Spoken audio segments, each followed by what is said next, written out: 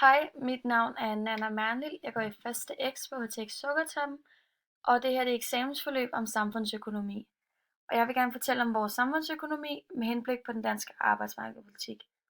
Først så kommer jeg ind og redegør for begrebet arbejdsmarkedspolitik. Så vil jeg gerne komme ind på hvordan den nylige overenskomst sanktion vil påvirke dansk arbejdsmarked. Og så vil jeg gerne komme ind på noget med den danske konkurrenceevne, og hvad den nye overenskomst vil have for den danske økonomi, og fordele og ulemper ved en forhøjet pensionsalder. Arbejdsmarkedspolitik er et begreb, der dækker over en overensstemmelse mellem udbud og efterspørgsel på arbejdskraft. Der kan ske indgreb i arbejdsmarkedspolitikken, indgreb som regeringen gerne vil undgå. Det kan være ting som f.eks. strukturarbejdsløshed, som skyldes geografiske forskydninger, eller hvor arbejdspladser forsvinder ind eller ud af landet. Så er der også det, der hedder flaskehalsproblemer, hvor der ikke er nok kvalificeret arbejde inden for et specifikt erhverv. Så for at gå nærmere ind i de to begreber, kan man ligesom sige, at der er tale om et samfundsøkonomisk problem. For arbejdsmarkedspolitikken er det vigtigt at anvende passende mængde arbejdskraft i de forskellige brancher i Danmark. Det går ikke, at flere tusind læser til elektrikere, hvis det ikke er den slags arbejdskraft, samfundet har brug for. Det er også sådan, at i samfundet, jo højere uddannelse man har, desto nemmere er det at få og bevare jobs. I Danmark vil vi gerne satse på efteruddannelse, hvor de ufaglærte kan blive faglærte, og dermed nedsættes arbejdsløsheden. Derfor kunne man hjælpe folk med at tage en uddannelse, som er nyttig i den del af landet, hvor der er efterspørgsel i den branche, så der ikke skal betales flytteudgifter, og så der ikke kommer flere mennesker hen, hvor der ikke er mangel på jobs. Og denne form for arbejdsmarkedspolitik kalder man mobilitetsfremmende foranstaltninger. I Danmark vil vi gerne have flere ud på arbejdsmarkedet, fordi levealderen er forhøjet end for før i tiden. Her vil man gerne påvirke udbuddet på arbejdskraft, hvor man eventuelt hæver pensionsalderen, så folk bliver længere på arbejdsmarkedet og går senere på pension. Så jeg vil gerne komme yderligere ind på, hvordan pensionsalderen påvirker arbejdsmarkedet senere hen. Regeringen kan benytte sig af nogle strategier for at få folk i arbejde. Her motiverer man arbejdsløse til at finde arbejde, eventuelt ved at sænke dagpenge, som så kommer til at gå ud over de svageste i samfundet. Og så er der det, der hedder opkvalificeringsstrategi, hvor den person uden arbejde kan motiveres gennem omskoling, jobtræning eller andre midler. Så vil jeg gerne komme ind på, ud fra min bilag og viden om arbejdsmarkedspolitikken, om hvordan den nylige overenskomst samt en forøget pensionsalder vil påvirke det danske arbejdsmarked. Og nu da mindretalsregeringen overser problemerne ved at hæve pensionsalderen, går fagforeninger og arbejdsgiverforeninger ind og laver en ny overenskomst.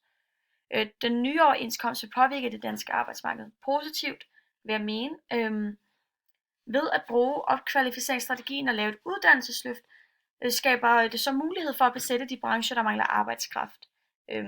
De mobilitetsfremmende foranstaltninger vil derfor være en omkostningsstyrt på 200 millioner kroner, men et effektivt middel for, hvordan det danske arbejdsmarked kommer til at blive, også i fremtiden for arbejdsmarkedsøkonomien.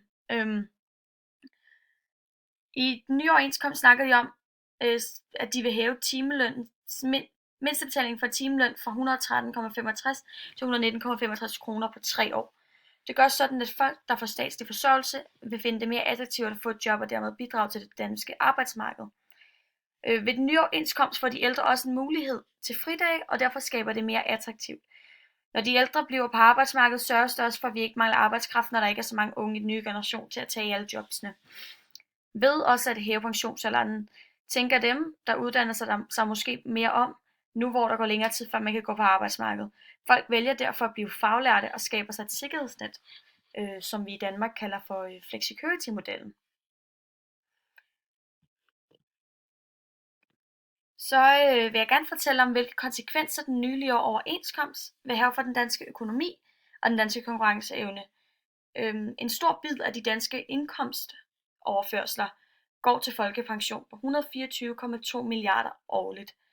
Ved at hæve pensionsalderen vil der være flere direkte skatter til staten, hvor personskatterne vil stige. Altså ud fra Dansk Industris CO-industris overenskomst vil vikarer bevare deres anciennitet, og derfor holdes de på arbejdsmarkedet, og hvor de ikke vil få dagpenge i den tid, de går uden arbejde, da der er større chancer for, at de bliver på arbejdsmarkedet, og de bliver fyret fra deres job. Og en høj arbejdsløshed kan også gøre sådan, at konkurrenceevnen er svag, og det skyldes nemlig beskæftigelsesniveauet her i landet. Og en høj timeløn kan skade danske virksomheds konkurrenceevne. I de nye ændringer vil de hæve mindstelønnen. Ved at hæve mindstebetalingen gør det så, for at andre virksomheder i udlandet kan udkonkurrere danskerne på prisen, da de producerer deres varer billigere. Lønningerne for folket hænger sammen med priserne og valutakurser, derfor må arbejdsforholdene ikke blive for dyre, så priserne på produkterne bliver alt for høje, og efterspørgslen sænkes på de danske varer, og skaber så stor splid i den danske økonomi. Så vil jeg gerne komme ind på nogle fordele og ulemper, der er ved at forhøje vores pensionsalder. Der er mange fordele og ulemper ved at øge pensionsalderen, og jeg vil gerne komme ind på nogle enkelte. Ved at hæve pensionsalderen bliver folk længere på arbejdsmarkedet. Ældrebyrden bliver også større, da det i den kommende generation ikke bliver født lige så mange børn, som der gjorde førhen, som for eksempel i mine bedsteforældre. Der vil lægges et stort pres på min generation, hvis de ældre alle sammen går tidligt fra arbejdsmarkedet, og derfor skal vi lægge flere penge i den statslige kasse, da pensionsudgifter udgør en stor af de offentlige udgifter, og den yngre generation bliver derfor nødt til at betale meget mere i skat for at holde dem på offentlig forsørgelse beskæftiget med penge. En stor ulempe ved pensionssystemet, som Christian Weise også påpeger, er, at hvad med dem, som har slidt og haft et langt mere fysisk arbejde, og håndværkeren, som er kommet tidligere arbejde end neurokirurgen, for eksempel. Mindretalsregeringer og statsministeren oversætter det, men ved at hæve pensionsalderen, vil det især komme til at koste for dem, som har arbejdet fysisk hårdt igennem deres arbejdstid. Dette vil ramme velfærdsstaten på både godt og ondt, men hvis vi hæver alderen, vil der gå flere penge ind til statskassen, og de offentlige midler kan blive forbedret. Derimod så er det urimeligt at tvinge nogen til at arbejde 10 år mere end andre, og så stadig stoppe med at arbejde på samme tid. Hvor de, der har slidt og slæbt, ender med at gå på førtidspension på grund af udmeldelse og tære på samfundskassen i den anden ende. Derfor er det vigtigt, at man bliver faglært og ikke ufaglært, da der vil være mangel på faglært job i fremtiden, og det vil være det, som skaber arbejdsmarkedet en god konkurrenceevne. Men ja, så kunne jeg godt tænke mig i diskussionen, efter jeg selv har holdt mit eget oplæg, at snakke lidt mere om, hvad en mindretalsregering, da det har en betydning for den nye overenskomst, der det indgår i de omtalte bilag.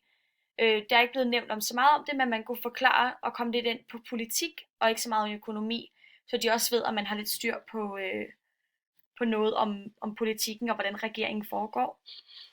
Så vil jeg gerne komme ind under flexicurity-modellen, da den hænger sammen med arbejdsmarkedspolitikken i den grad, og begreber, som allerede er blevet nævnt. Og jeg har allerede nævnt flexicurity-modellen, og valgt at gemme det i diskussionsafsnittet. Her kan man reflektere over konsekvenser og muligheder ved denne model, og der er mange måder, man kan komme ind på det her sikkerhedsnet, vi har her i Danmark, og hvorfor folk netop godt kan lide det danske arbejdsmarked, fordi vi netop har denne model. Og så vil jeg også gerne komme ind på, hvilke punkter arbejdsmarkedet påvirker velfærdsstaten, da det ligesom bliver omtalt med velfærdsstaten, og også at man kan vise, hvilken viden man har inden for vores velfærdssamfund, da det også er en stor del af den samfundsfaglige undervisning at gøre. Tak for det.